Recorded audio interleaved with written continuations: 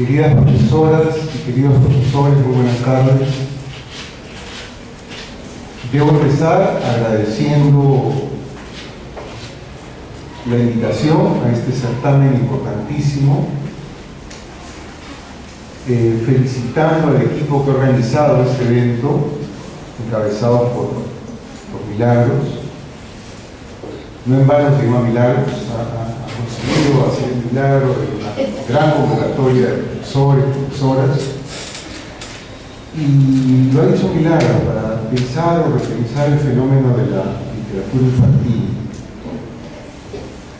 Hay mucho pan que rebanar en ese terreno de la literatura infantil, incluso de la lectura. Tengo que hacer un preámbulo, perdonen, se ha jugado una trastada a la computadora. Estoy además muy complacido que sea un homenaje para Luis Baí. Son 61 años que falleció este poeta, sí, 61 años que falleció, efectivamente arrollado por un auto que lo abandonó en la Plaza Italia, y ahora él está celebrando junto con nosotros que recordemos su personalidad y sus poemas.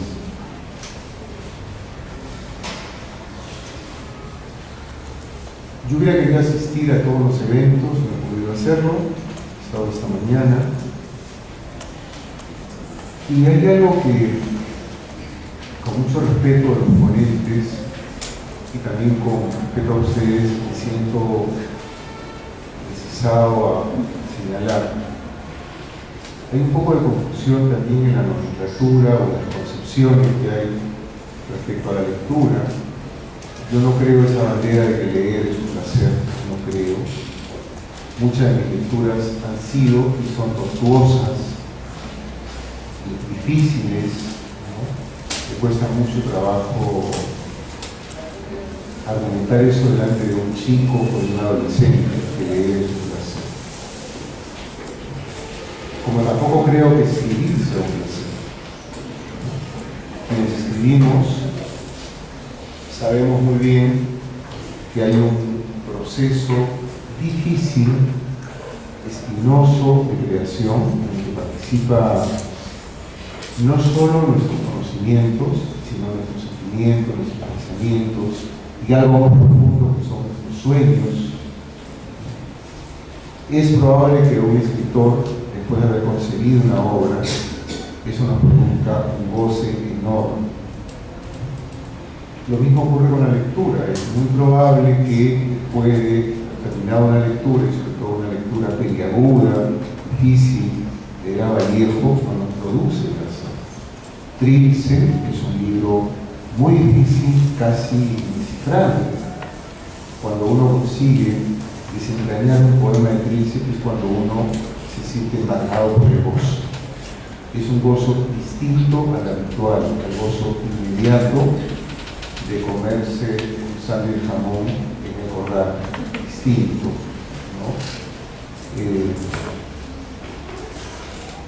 La lectura nos produce un gozo que está muy vinculado a una conquista espiritual, ¿no? A elevarnos por encima de cierta animalidad que nos impregna. La lectura está cargada de conocimiento, ¿no? Probablemente es algo importante que ahora habría que señalar en el plan lector. No estar siempre desvelándose por proveer de gozo al estudiante, de prepararlo sí, pero hay lecturas que son difíciles, como también puede ser difícil el encuentro nuestro con una película de la nueva ola francesa, por ejemplo, en un ritmo, los temas, las emociones disonantes con el ritmo habitual que vemos de cine, como el cine norteamericano de consumo. También podemos quedarnos perplejos frente a una pieza de teatro.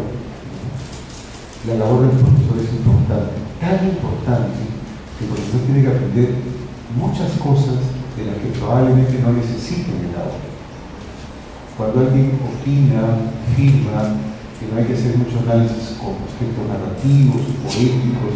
Yo creo que sí es labor del profesor conocer todo lo que pueda de esa mecánica invisible que es la composición y la lectura. Cuando el profesor esté mejor capacitado, va a poder salir de cualquier premio que le plantea a un chico. Siempre teniendo muy consciente que uno tiene al frente chicos que no van a dedicarse a la literatura, que probablemente en su casa no hay una biblioteca, que sus papás no son lectores. No solo eso, recorremos Matilda, los papás ni siquiera les importa que la hija lea esa genial obra de Roald Dahl. Nos enfrentamos con una situación muy adversa en la que no tenemos una sociedad hecha para la escritura literaria. Yo no recuerdo haber visto un ministro inaugurando una feria de libro, jamás. No recuerdo a un congresista con un libro en la mano, salvo que sea la Constitución. Hace unos meses vi unas enormes pancartas en favor de la unión civil y nunca he visto nada en favor de manera masivo, como una cruzada cultural en favor de la lectura. La nuestra es una sociedad que ahora algunos economistas hablan de la macroeconomía, ¿no? Que parece que ha beneficiado a muchos y ha ensanchado el campo del estrato medio, pero yo no veo que eso se haya producido necesariamente por una multiplicación de salas de teatro. No tenemos una sola filmoteca en Lima donde uno pueda ver cine clásico, no se han abierto nuevas librerías, salvo una en mucho tiempo, ¿no? De modo que no somos una sociedad y tampoco hemos sido una sociedad de mucha cultura o de mucha lectura. Es conveniente decirlo eso porque el profesor debe ser un activista, un militante, un combatiente de la lectura, sabiendo que tiene al frente un medio adverso.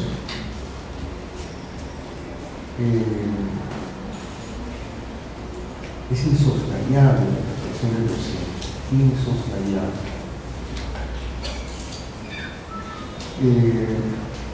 Yo lo voy a invitar ahora a que me acompañen a explorar un trabajo que estoy desarrollando ahora, que es una revisión de la historia de la literatura infantil, no juvenil solo, infantil en el país.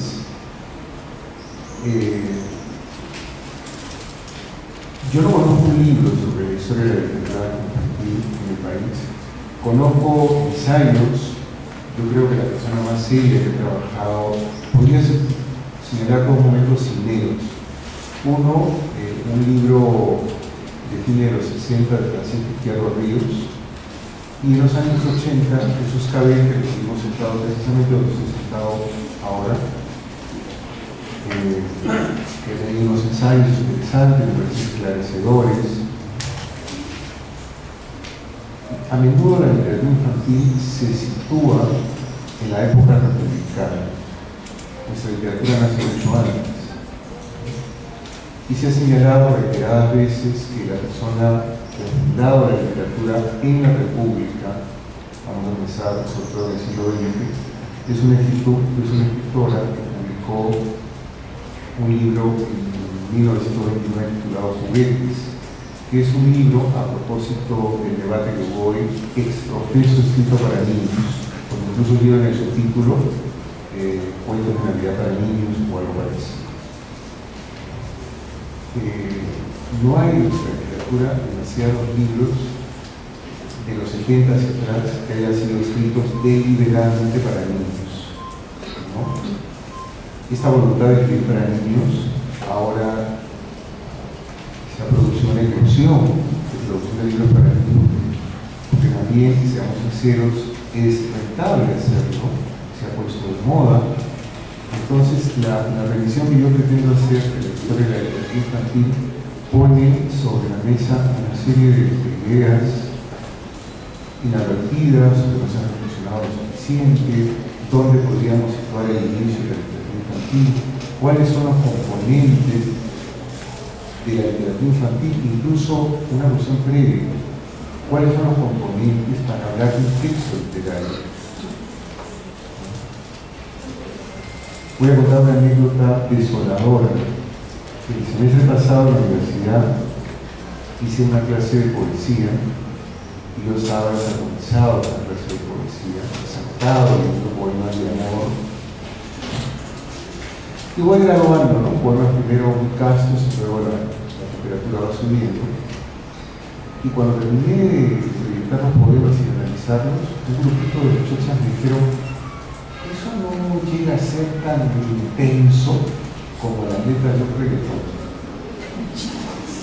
Y me cuadró. Entonces conversé con ellas, conocí a muchas de ellas, letras completas, ¿no? Y me sorprendió que chicos universitarios, chicas universitarias que provienen de colegios de elite, vamos a llamarle, consuman esa música, busquen de esa música y además aprecien esas letras. Entonces, frente a un panorama así, me dice: bueno, ¿para qué hacer la literatura en la universidad si tengo una avalancha social que me sepulta? ¿No? Una profesora se desvela en primaria enseñando y luego ese niño llega a su casa, no encuentra un solo libro y ve la televisión que tiene las características que ustedes conocen. De modo que me van a acompañar en este paseo por la literatura infantil. Ahora se está proyectando, ¿no? ¿Listo? Un poquito borrosa.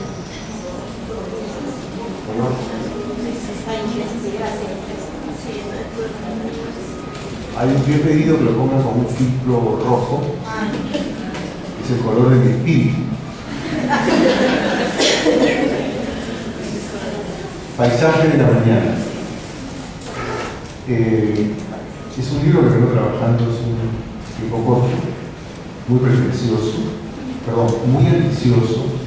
Pretencioso está muy vinculado a presumido, más bien muy ambicioso, y que lleva, sin embargo, como subtítulo, algo más escrupuloso y cruel: boceto para un curso de literatura infantil peruana. El paisaje de la mañana creo que es bastante sugerente, como también es sugerente el término boceto, en el sentido de que es apenas un esbozo, son especulaciones de lo que va a configurarse en un corpus muy amplio. He repartido unas hojitas con el índice, que es lo que estoy ofreciendo enviarles a través de Milagros, enviar a los profesores por sus correos electrónicos. Entonces, una revisión rapidita de contenido y luego voy a leer unos textos y luego voy a pasar acá al frente para contestar algunas preguntas que ustedes tengan, si es que les da el tiempo, la paciencia y el ánimo.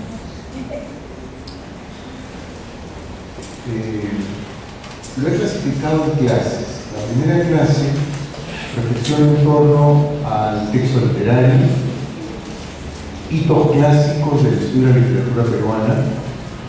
Cuando se habla de historia, sobre eso, normalmente, yo creo que el colegio todavía se incide con algunas visiones muy tradicionalistas, ¿no?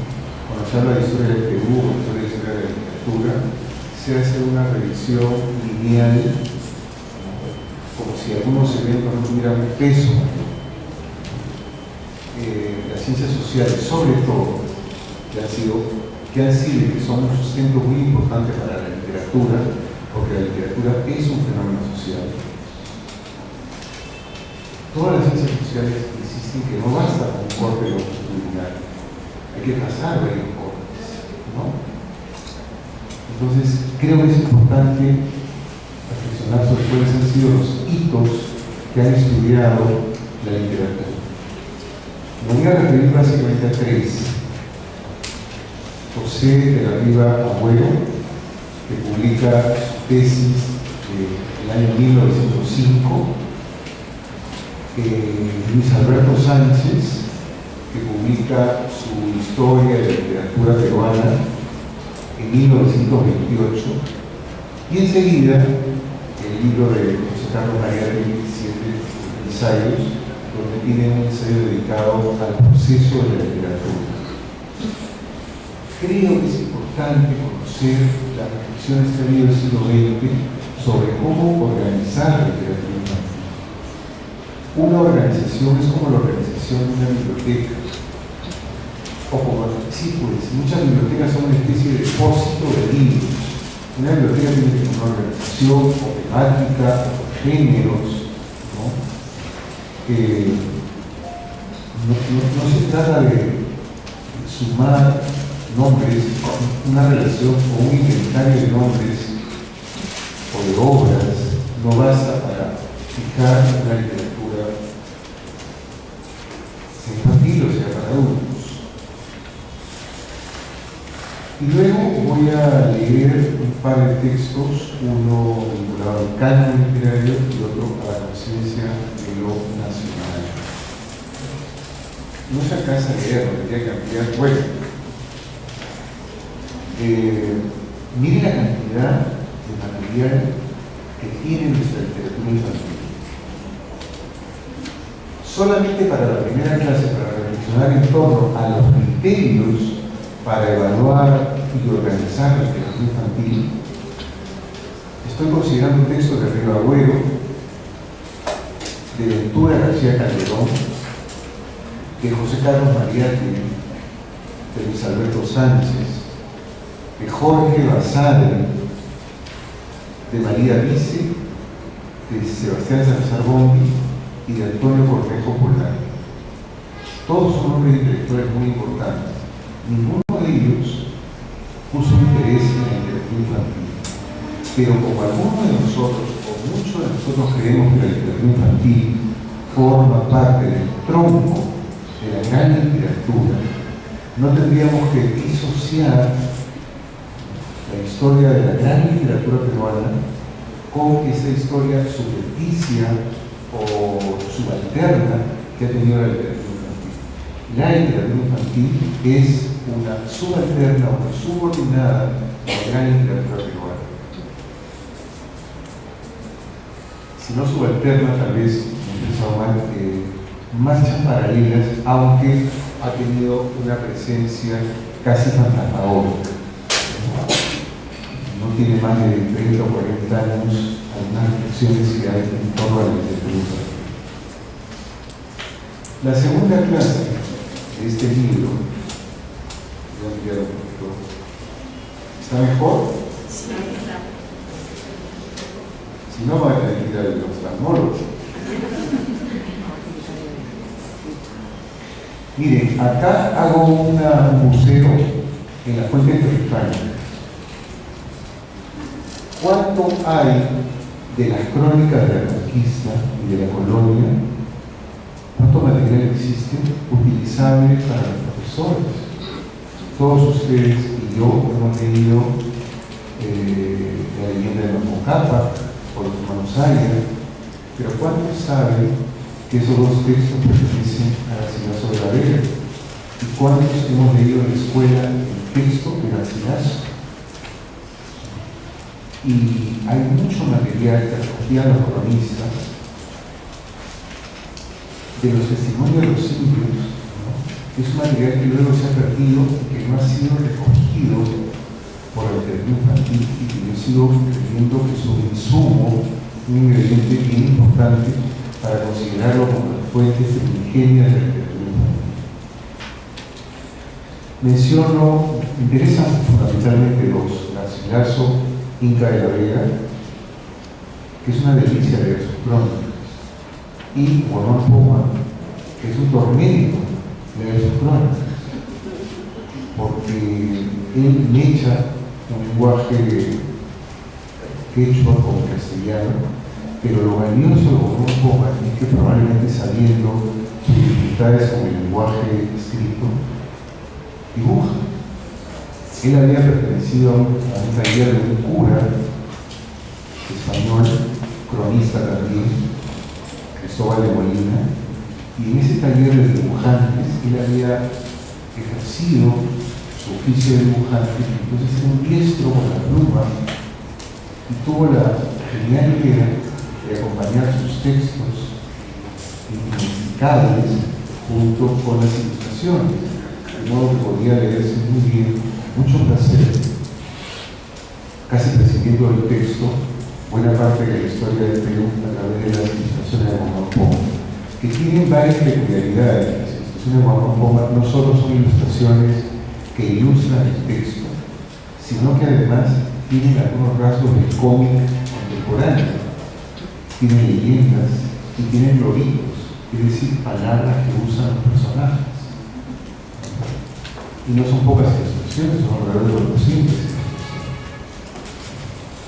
Conviene revisar, conocer esa producción. Recojo en esa segunda clase fábulas, poemas quechuas, leyendas de Rosario, de Yacocha, esa famosa historia que cuenta Garcilaso de Pedro Serrano, ¿no?, sobre la base de una historia que también dio origen a una novela, un clásico de literatura, que también se lee o se leía en las escuelas de Robinson Crusoe, que es la historia que relata Garcilaso sobre un hecho histórico, pero contado con el vuelo literario que se llama Pedro Serrano. En la tercera clase yo señalo lo que me parece que constituirían las bases literarias de la literatura infantil. Y me detengo en esta clasificación tradicional que se ha hecho de la literatura nacional en la literatura de la emancipación y los primeros años de la República. Creo que acá son importantes. Mariano Melgar es un poeta que murió muy joven, que vistió los hábitos y que luego, lo que ocurre con esos caprichos del corazón, se enamoró, renunció a los hábitos, se vinculó, se vinculó a gente del campo, de su región, y él es una persona con una enorme cultura europeísta, que había traducido textos de latín, pero se siente seducido por esas canciones, cuentos populares, por el Yaradí y por las fábulas de ellos. Entonces escribe las fábulas. Creo que es el gran aporte de Mariano Melgar a la literatura infantil. Luego Palma. ¿Quién puede mirar hoy día el valor de Palma? Es verdad que Palma ha envejecido o ha sido arrinconado en las escuelas. También ha ocurrido un fenómeno en la literatura comercial en todo el mundo, que algunas mediadoras, promotoras hablan de que no conviene leer la literatura clásica peruana. Han estigmatizado a algunos autores que son tristones, que prefieren no leerse, o que no van a encontrar un signo identificatorio con el lector. Entonces, de un plumazo se han eliminado algunas grandes personalidades como Ricardo Palma. Conviene revisitar a Palma. Hay algunas tradiciones, no todas, pero algunas tradiciones, que incluso el profesor y la profesora podía tomarse la pequeña molestia, que en el fondo podría ser un gusto, de adaptar las tradiciones de Palma. Luego, un personaje muy singular que es Adolfo Rich, que recogió muchas fábulas quechuas. Cada clase va acompañada de una batería de lecturas ejemplares. Por ejemplo, en este caso, luego de tocar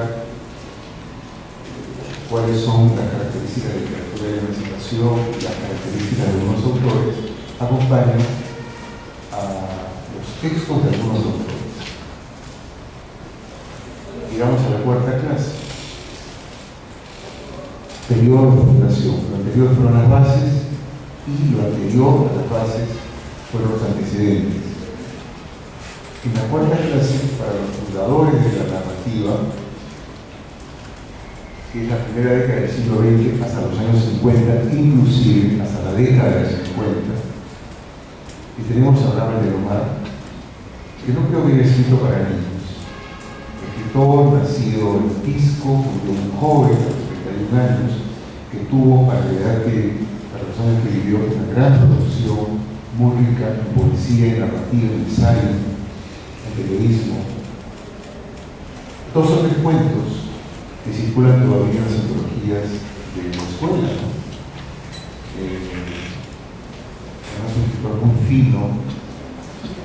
Luego, César Vallejo, todos conocemos muy bien Paco Yunque, que sigue siendo un libro, pero que sigue siendo un cuento, a veces proscrito en algunas escuelas, que va acompañada de otro cuento menos conocido de Vallejo, que se llama El Vencedor, que está muy hermanado a Paco Yunque.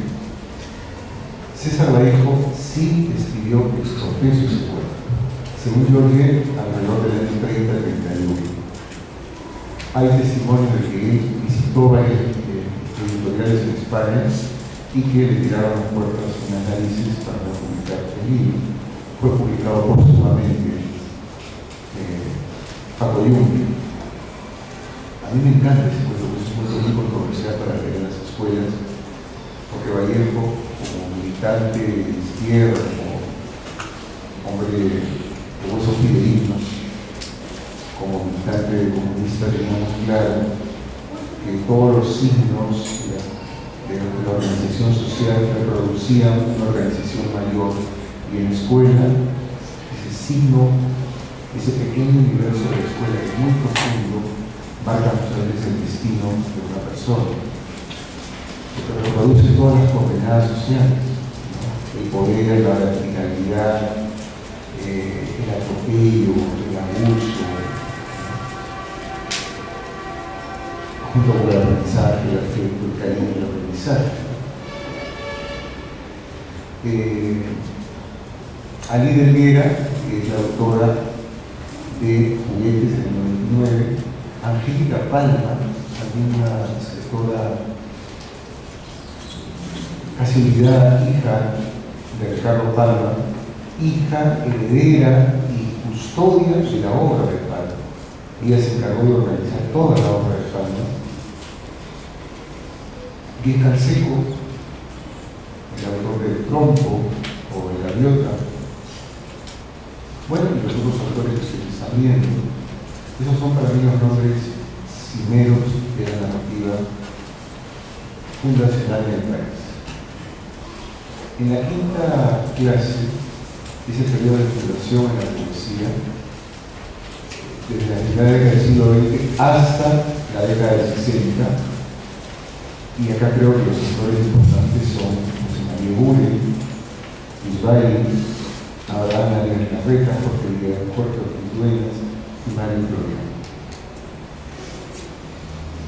Una antología poética de los autores mencionados, y luego la sexta clase, periodo de afirmación, es todo el fenómeno que ha estallado a partir de los 60, ¿no?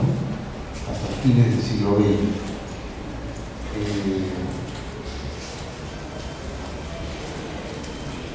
Bueno, está Alison, que se mencionaba, Javier Solobure, que lo mencionó Alberto. Se publicó un solo libro de poemas para niños, que no es que lo haya organizado él con mucho tiempo, sino fueron poemas que fueron publicándose en diversas antologías, y en la época de la reforma de la educación, la reforma educativa del principio de los 70, Solobure contribuyó, como muchos intelectuales en ese momento, para la elaboración de algunos textos, y ahí escribió Solobure algunos poemas que fueron luego recogidos a instancia de un editor para un libro. Rosa Cerda, Carolina Jarano, José Hidalgo, y los otros nombres que ustedes ven en tonterías, que estuvo ahora acá, José Guadalajara, que extrañamente no lo he escuchado mencionar hoy día, Oscar Colchado y Víctor Buena.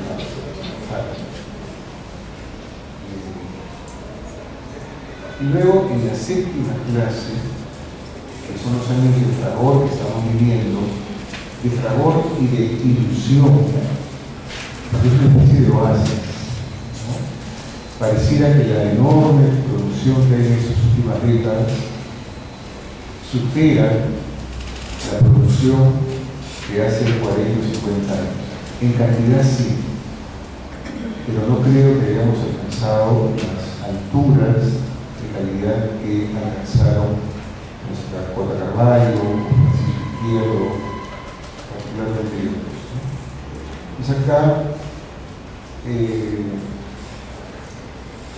trato de señalar, voy a tratar de señalar un capítulo que no he trabajado todavía, trato de señalar las tendencias que yo advierto en la literatura de los últimos 15 años, ¿no?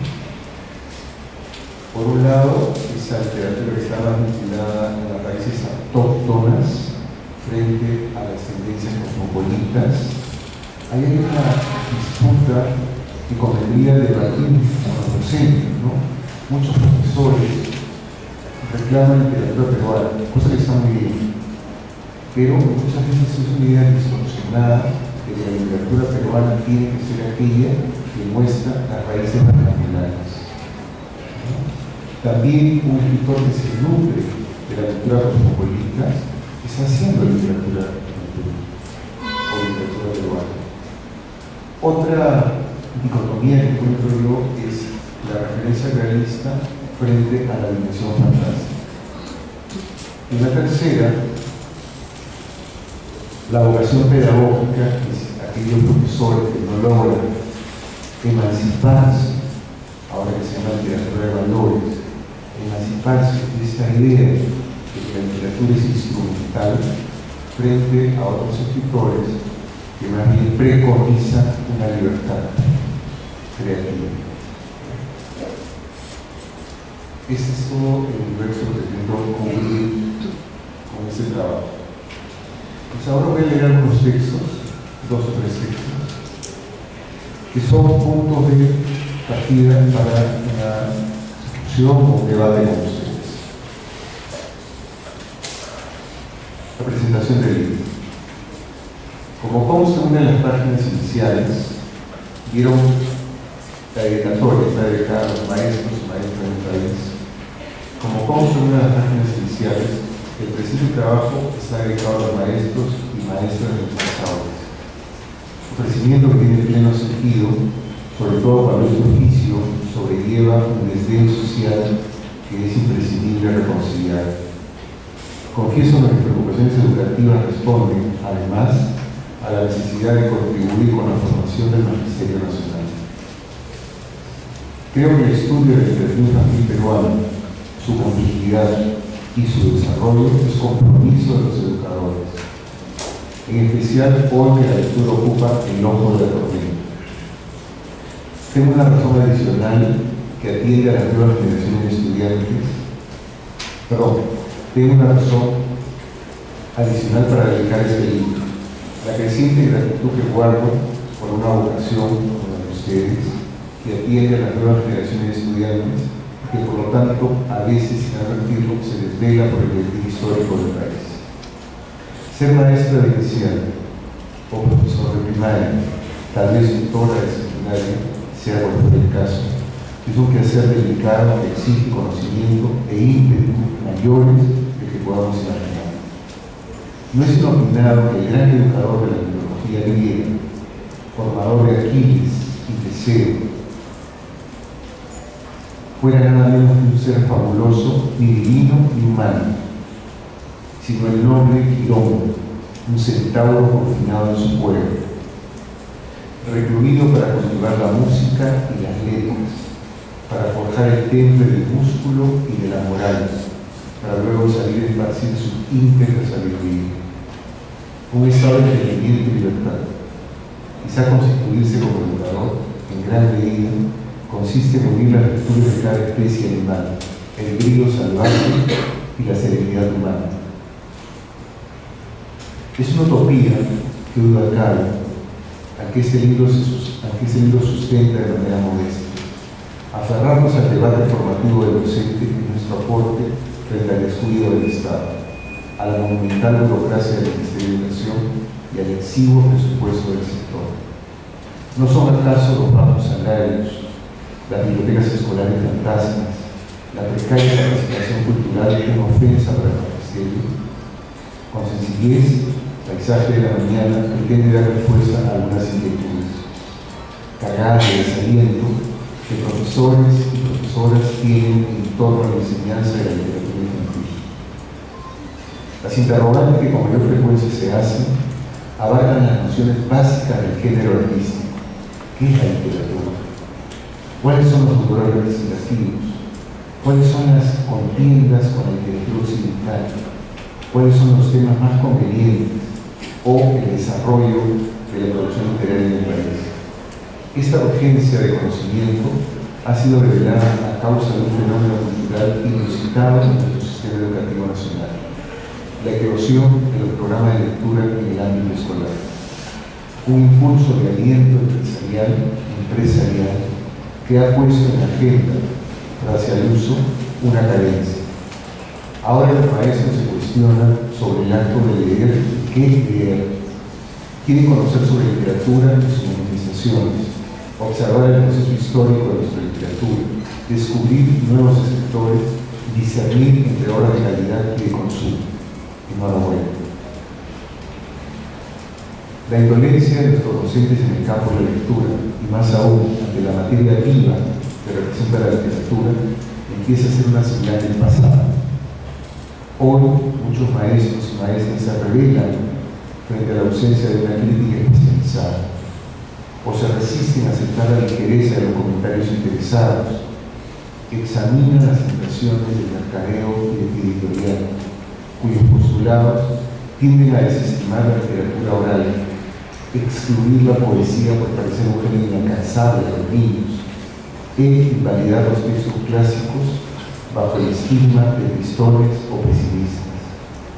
De otro lado, también advierten la comodidad o el beneficio de realizar ideas conservadoras y condenar al catálogo de libros prohibidos grandes nombres consagrados de la actualidad, como nuestro Nobel Vargas Llosa, pues resultan políticamente incorrectos. El plan rector del Ministerio de Educación y de las grandes editoriales ha impuesto un régimen de lecturas en las aulas e incluso fuera de ellas, que involucra a veces a docentes y padres de familia. En todo sentido, una medida encomiable. Pecaré del genio.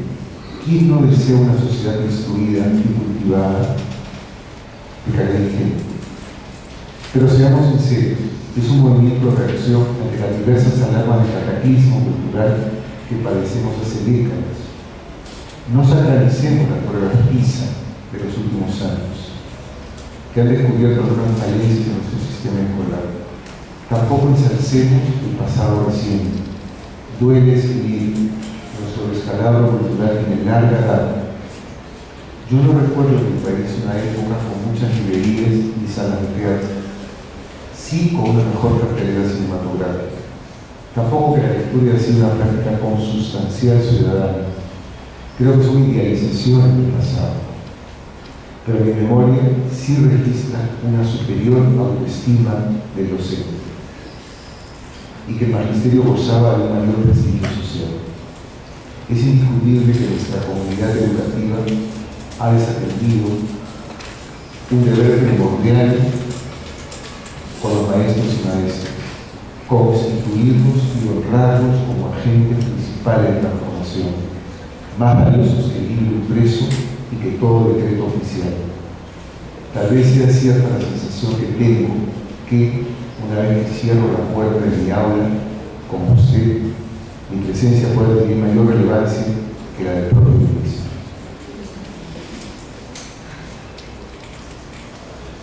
Y ahora volvamos una larga conversación con Jesús Cabello.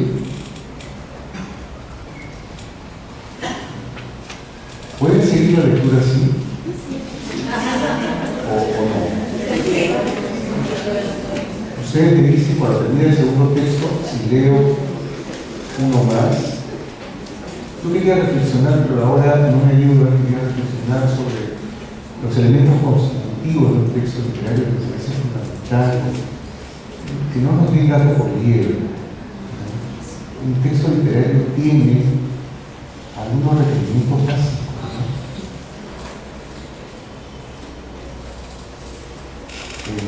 Eso tampoco lo voy a decir. Bueno, un pedacito. Hitos clásicos en el estudio de la literatura peruana. Seguir responsable elaborar una historia literaria que solo atienda la línea cronológica. Sabemos que toda historia está atravesada por ordenada y diversa índole, que sin duda complejizan y enriquecen la percepción de la evolución cultural de la sociedad. Si bien el lector encontrará en la estructura de este trabajo un tránsito fundamental por el tiempo, he tenido la prudencia de incorporar algunas reflexiones previas, tanto propias como ajenas, al desarrollo del estudio, de modo que permitan configurar unas marcas referidas a la diversidad y profundidad de nuestra literatura. En estas nociones previas de la primera clase, propongo una gama de perspectivas teatrónica y sincrónica, de miradas conservadoras o progresistas, de acento puesto en lo geográfico o lo psicológico, de sentencia ideológica o razonamiento dialéctico.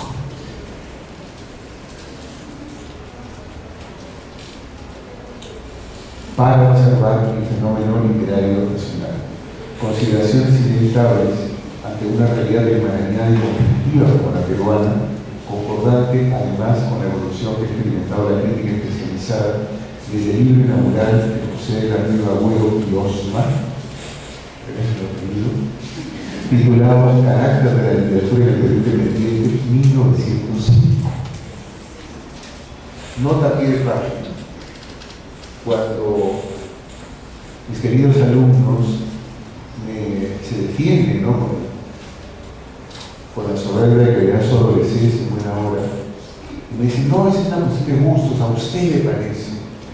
Y yo digo, sí, efectivamente me parece, es una cuestión de gustos, no puedo hacer el gusto de ustedes, pero es mi deber decirles que una persona muy interesada en el fenómeno literario, que también la literatura depende de un conocimiento y de una experiencia del lector. Entonces tendemos siempre a pensar que la arqueología, que la lingüística o la historia tiene un estatuto de ciencia humana que no tiene la literatura. Eso de que a ti te parece es medianamente cierto, porque también es cierto que el gusto se educa y que el conocimiento se adquiere y no con facilidad. La literatura se ha construido y se ha levantado en los últimos 80 años sobre la base de muchas escuelas literarias, de muchas teorías literarias. Desde los años 20 o 30 del siglo pasado se inauguró lo que podría llamarse hoy la ciencia y la literatura o la teoría literaria a partir de los formalistas rusos, que han reflexionado en torno al fenómeno literario. Si uno lee hoy una crítica hecha en estos años frente a una crítica impresionista de hace 100 años no abiertos, ahí sí podríamos hablar con mayor certeza de los gustos.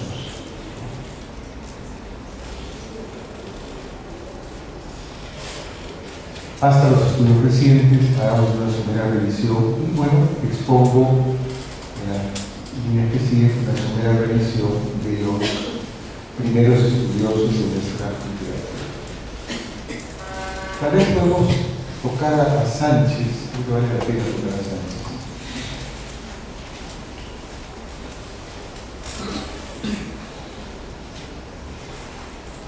Mejor no, lo vamos a dejar.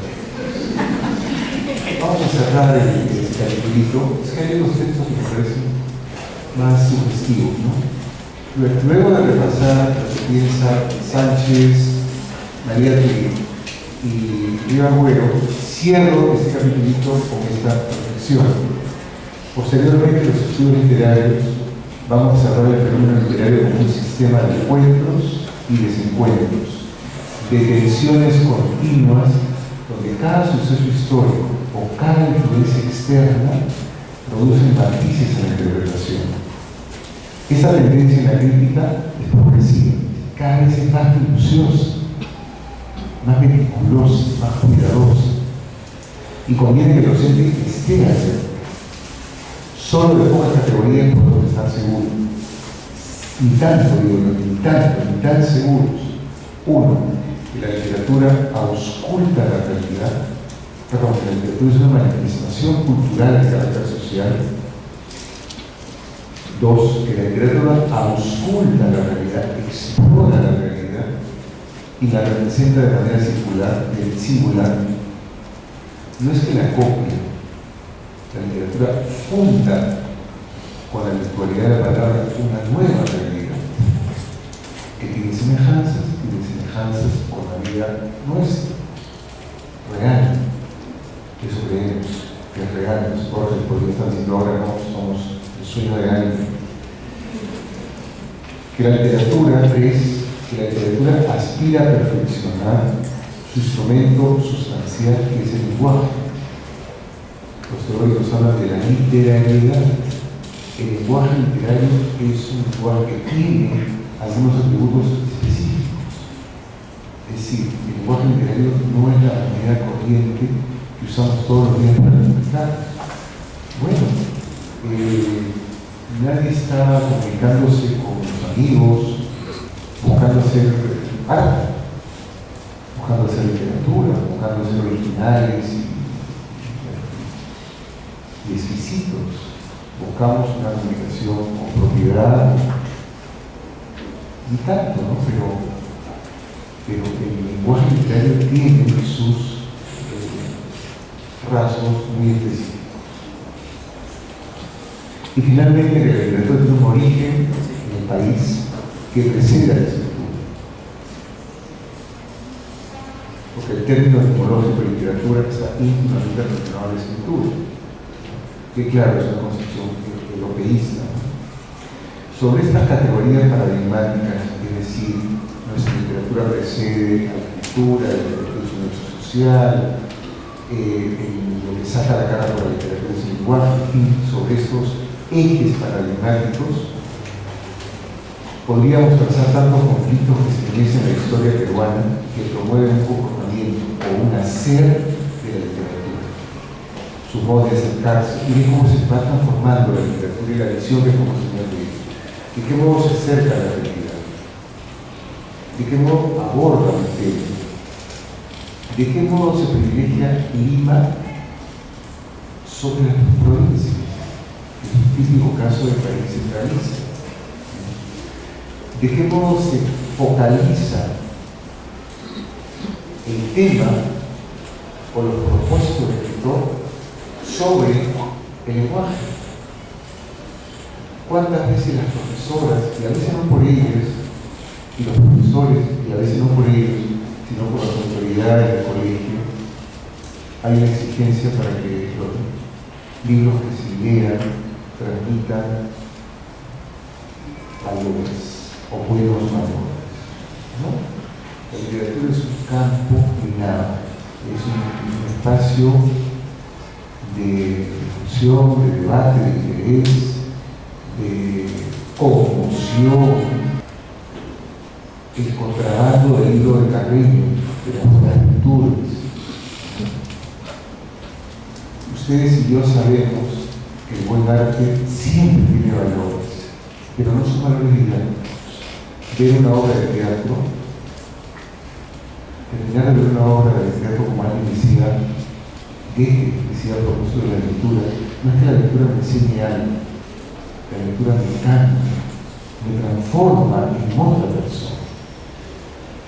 Los lectores o las personas que no consumen, sino disfrutan mucha música, ven buen cine, cada vez que salen de una función son personas que han cambiado de vida. La piel se ha renovado, nuestros jugos gástricos han cambiado con una transfusión de sangre. Por eso es que yo abogo tanto por la lectura desbocada de los seres. Eso tiene que ser un gran lector.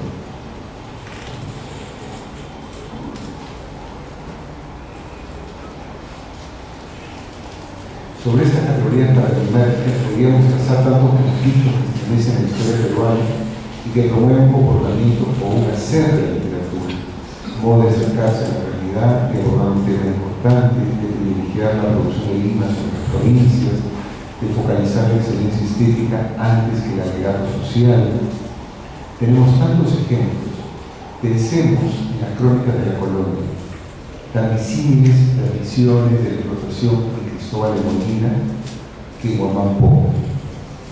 En nuestra narrativa del siglo XIX, con sus dos figuras emblemáticas, el tradicionalista Ricardo Faro y el ensayista incendiario Manuel González Prado, uno y otro, con temperamento y futuras reconciliables.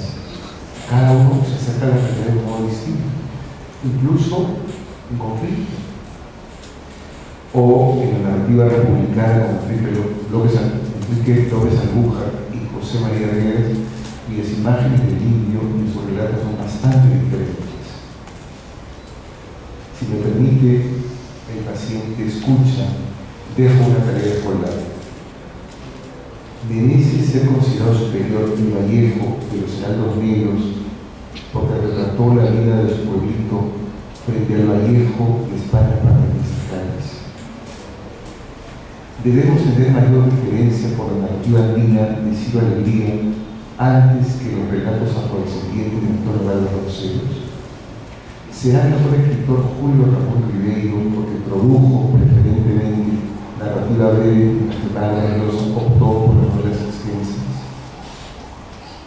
La mirada del historiador, como la mirada del profesor, que de alguna manera también es un historiador y un especialista de la literatura del aula, tiene que ser muy variada, muy liberal, casi como un caleidoscopio, tener todo ese rango de configuraciones que tiene un caleidoscopio.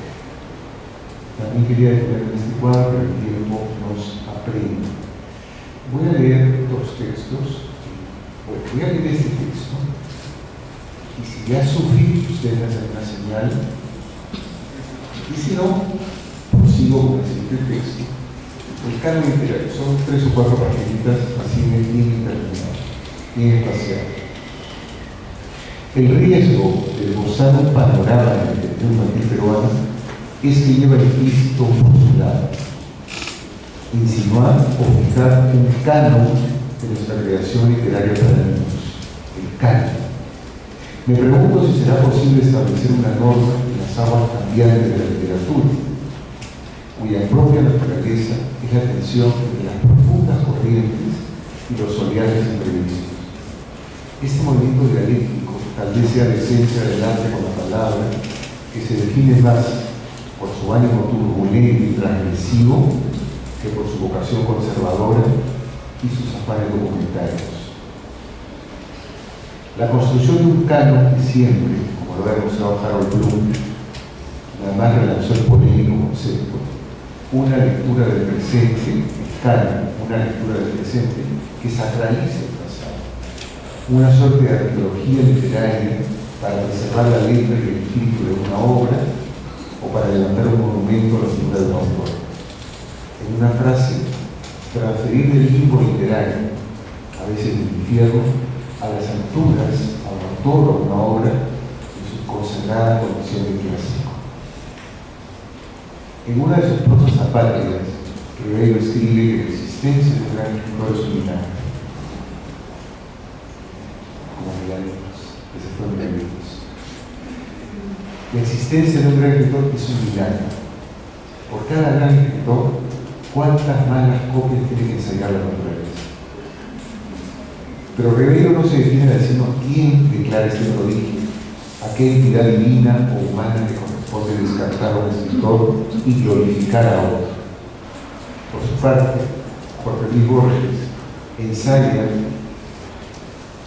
su propia lección metafísica al afirmar que clásico no es un libro que necesariamente posee tales o cuales méritos, es un libro que las generaciones de los hombres, urgidas por diversas razones, leen con previo fervor y con misteriosa lealtad. Nadie discute hoy la importancia de los cuentos del folclore europeo, recogidos por Jacob y Wilhelm Grimm, ni los cuentos de Perrault o Andersen, ni la novela de Carlo Collodi, Pinocho, y James Barrie, Peter Pan, o Luis Carlos Alicia. Estos nombres están unidos a sus obras, que juzgamos imperecederos. Ha sido la llamada comunidad literaria a la que pertenecemos nosotros, la academia, los críticos, los lectores, que los ha instalado como clásicos en la literatura infantil universal. Pero en el Perú, donde no hay una sola línea dedicada a la literatura infantil en las páginas de nuestras historias literarias, donde no hay crítica ni teorías preocupadas en este género, donde casi no hay revistas y apenas un par de premios que aspiran a la expresión literaria para niños, ¿qué institución social o qué personaje puede arrogarse el delicado papel de discernir el trigo de la paja? Es decir, descartar a muchos autores y elegir a los pocos que pasarán por el ojo de una aguja. ¿Quién canoniza y qué debe canonizarse en nuestra literatura infantil?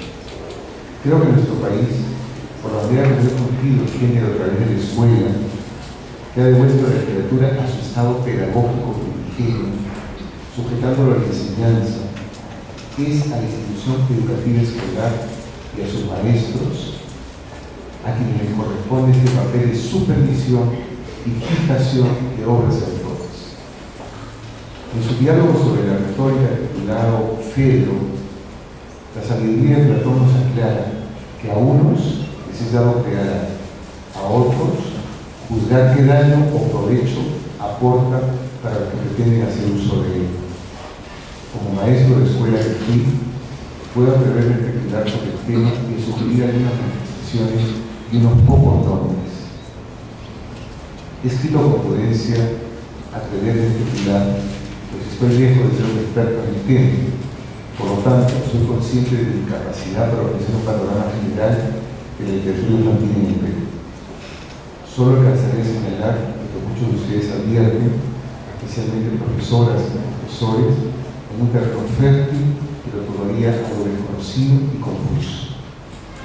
Los autores me van a recibir ustedes por correo, no que el índice lo van a tener completo, si ustedes quieren aventurarse a indagar por un autor o por una corriente, sería magnífico.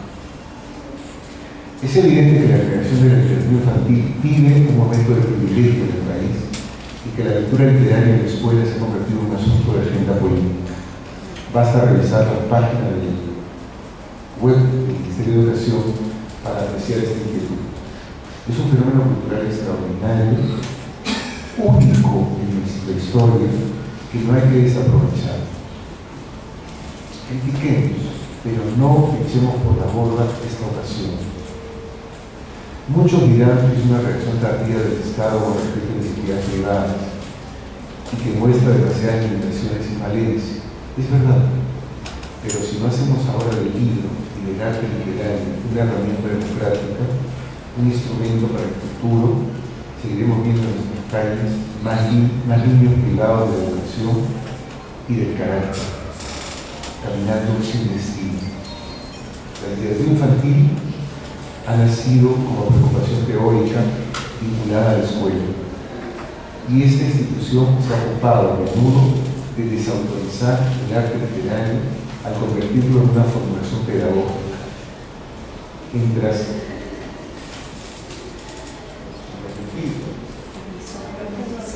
Un transmisor de piadosos mensajes al margen de su composición estética. Se ha despreocupado a la escuela de esta aspiración de perfección estética de la literatura. Ha arrancado, esta es una metáfora algo cursi, pero cuando uno habla con amor, la posibilidad de esta flor de piel. Digo, ha arrancado el canto al ave del paraíso y lo ha desplumado para comer su carne. Esa es la imagen que hago de lo que ha hecho la escuela con la literatura.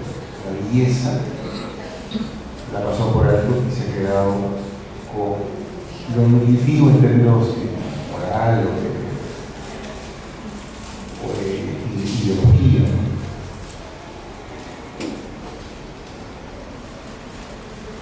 Es la búsqueda de una finalidad utilitaria, nutricia del programa escolar y de los mandatos de una masiva conciencia. Como se repite ahora, de acuerdo a la tendencia ministerial, lecturas que atraviesen transversalmente las asignaturas de grado y que sean además formadores de valores. No estoy en desacuerdo ni con el conocimiento ni con la ética que implica toda lectura, pero la composición literaria es bastante más compleja y profunda que una página de manual o que un consejo bien intencionado. En los últimos años me pregunto si los profesores disponen de dinero para comprar libros, y de tiempo para leer, y de destreza para percibir lo que leen, y de energía para releer lo que no comprenden, y de pasión para convertir estas lecturas a sus amigos. Lo que he comprobado muchas veces es que el manual de colegio o el poder de la tradición literaria o la visita del promotor de editorial ahorra el trabajo privado de la lectura, sus tropiezos y sus descubrimientos, e imponen un canon indiscutible, una especie de índice de libros prohibidos, pero al revés. En esta lista se cataloga medio libro de provecho para el estudiante y se desliza subrepticiamente una censura. En mi época de estudiante, ningún hermano de la Salle discutía la bondad de Plater y yo, de Juan Ramón Jiménez, o de Corazón, del mundo de la noche. No imagino que algún colegio, en la hora actual, incluye estas dos novelas en su plan de todo. Otros nombres han venido a reemplazar al poeta español y al escritor italiano. Quiere decir que necesariamente los maestros de ayer habían leído y aquilatado los méritos de estos libros, o era más bien que el dictado canónico los había impuesto. Los maestros no siempre saben de la importancia que reviste un ojo y un oído atento a la reflexión, de la necesidad de una consciente competencia académica y de un educado gusto que exige esa constante labor de elección. Porque si no se es un buen lector y estudioso de literatura infantil, es fácil protegerse de la ceguera de la tradición literaria. Te proteges repitiendo lo que han dicho todos y caer subyugado ante el canto de sirenas. Es ocioso no dudar de los nombres consagrados y no arriesgar por los fueros novedosos. Es irresponsable no explorar la periferia y aplicarse en el centro como un perro teniente.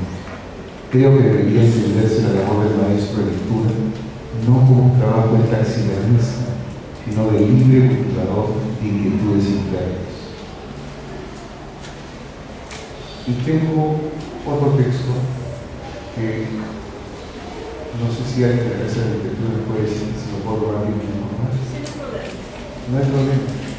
Muchas gracias. No me vayas a poner después un par de monte de cólera. 15 minutos puede ser. Leo 10 y 2 preguntas. Esa es una segunda consideración para lo que yo creo que debe reflexionarse para esbozar una historia. Conciencia de lo nacional. Lo primero es el canon, ahora la conciencia de lo nacional.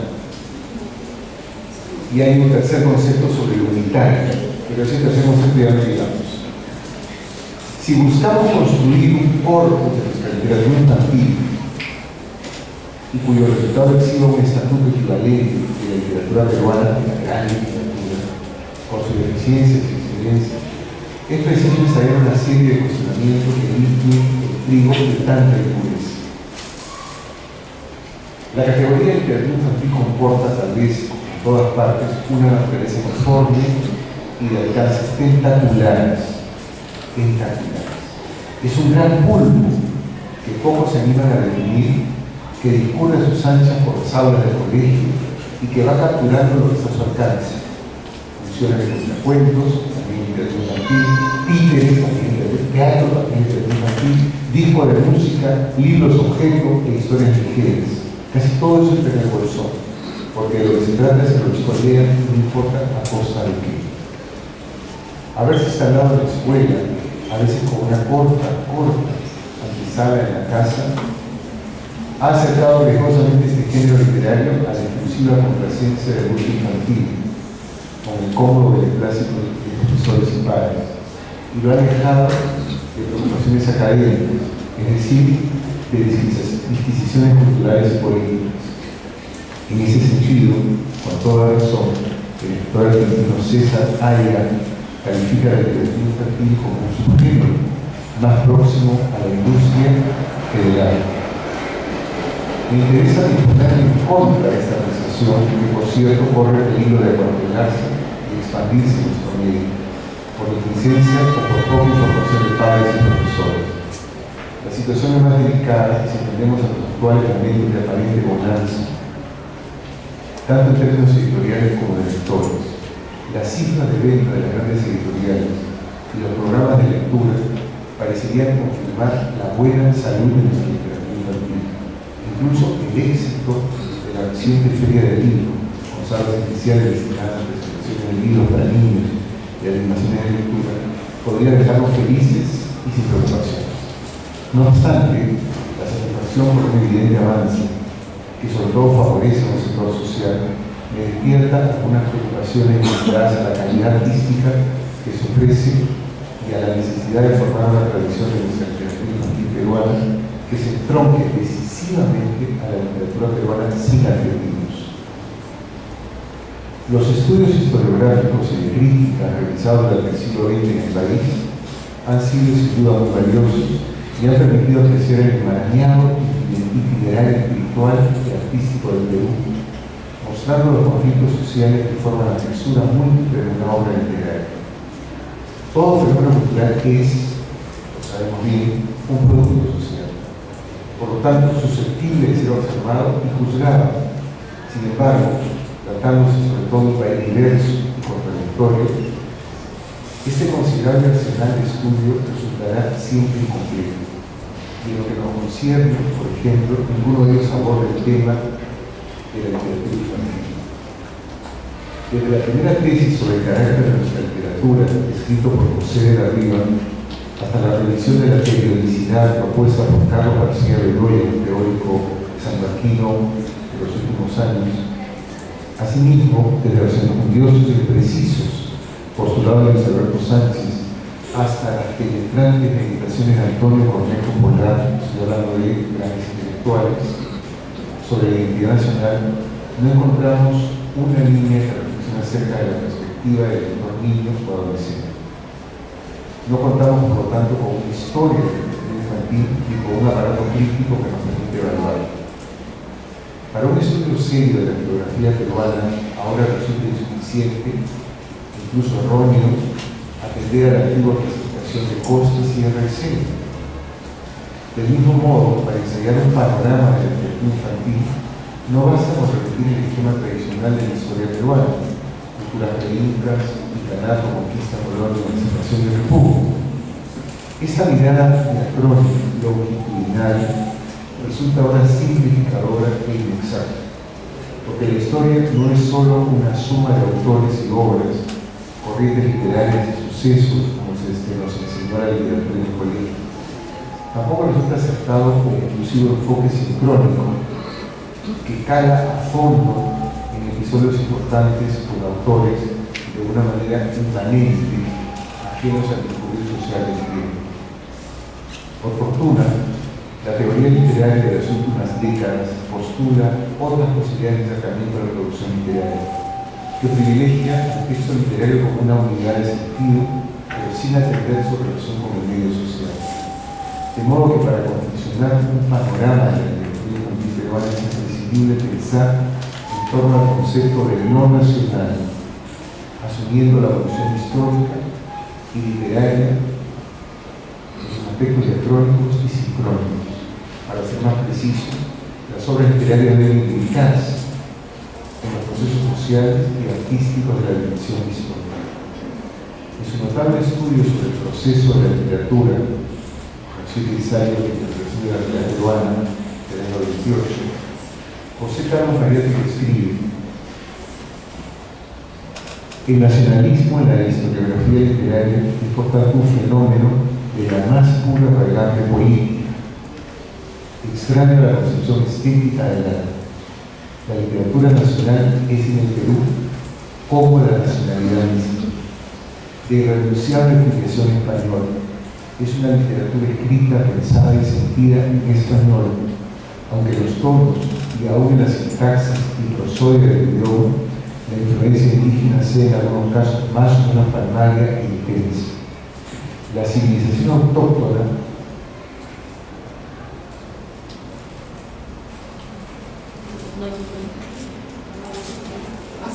no llegó a la escritura y por ende no llegó propia y distintamente a la literatura, o más bien esta se detuvo en la etapa de los aedas, los poetas del pasado, de las leyendas y de las representaciones coreográficas, teatrales.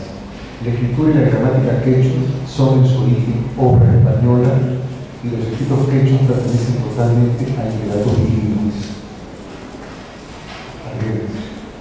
También en la década del 20, desde sus primeros estudios literarios, Luis Alberto Sánchez lanzó una afirmación que hoy suena obvia. Dijo: no hay un solo Perú, hay varios Perúes, y propuso un interrogante fundamental de gran agudeza que buscaba distinguir los conceptos entre literatura del Perú y literatura peruana. Miren esta pequeña diferencia: literatura del Perú y literatura peruana. Sánchez escribe en su panorama de la literatura del Perú en 1939 y la última en 1974. Ser literato del Perú puede no pasar de una mera casualidad geográfica. Ser literato peruano implica además una identificación con el medio ambiente. Producir en el territorio peruano del Perú y tener consustancialmente a lo que produces la personalidad peruana, la identidad peruana. Y señala en el desarrollo de su tesis que la literatura peruana hubo solamente en las primeras décadas de la conquista, mientras se instalaba el nuevo orden y se ejercía una débil resistencia nativa, que a lo largo de la colonia y del primer siglo de la llamada vida independiente se desarrolló una literatura del Perú, con obras nacidas en nuestro territorio, aunque con características manifiestamente hispánicas. Recién en la segunda década del siglo XX, con escritores como Abraham de Lomar y César Vallejo, vuelve a fundarse una literatura peruana. Noción y praxis de una literatura peruana constituye, en mi modo de entender, una asunción del problema nacional. Creo que son preguntas esenciales. ¿Qué es el Perú? ¿Cómo fue su pasado y de qué modo se integra en el presente? ¿Cómo vivimos el presente y qué país construimos para el futuro? Porque la formación de las tradiciones literarias depende de la concepción que tenemos del pasado y del grado de permeabilidad que le concedemos, cómo los unimos y acomodamos en nuestro proceso histórico. Es evidente que no existe, salvo en los viejos manuales escolares, el pasado como un bloque modificado. Hay más bien una relación entre pasado y presente que debería ser fluida y dialogante, pues solo de ese vínculo surge el carácter de lo propio, de lo nuestro. En el Perú, desde antiguo, a los conflictos entre clases sociales y etnias, le agregamos los conflictos dentro de clases sociales y etnias. Sin una idea de un sentimiento de pertenencia, sin ánimo de articular un amplísimo y tensionado proceso histórico y social, mal podríamos sostener la fundación de la tradición literaria infantil peruana. Aún somos herederos de muchos destinos, y el mapa de nuestro país es un tablero desarticulado, a menudo doloroso. Registrar la gesta de estos conflictos es tal vez una de las tareas más intensas de la literatura y de mayor eficacia que el pasado, pues en el discurso despliega un horizonte de componentes estéticos e ideológicos que muestra la piel de una sociedad y sobre todo el funcionamiento de sus glándulas internas. Sánchez acabó. Y como soy sapo, lo borro, para que no quede huella. Muy bien, vamos a escuchar algunas preguntas breves, ¿no? Muy breves.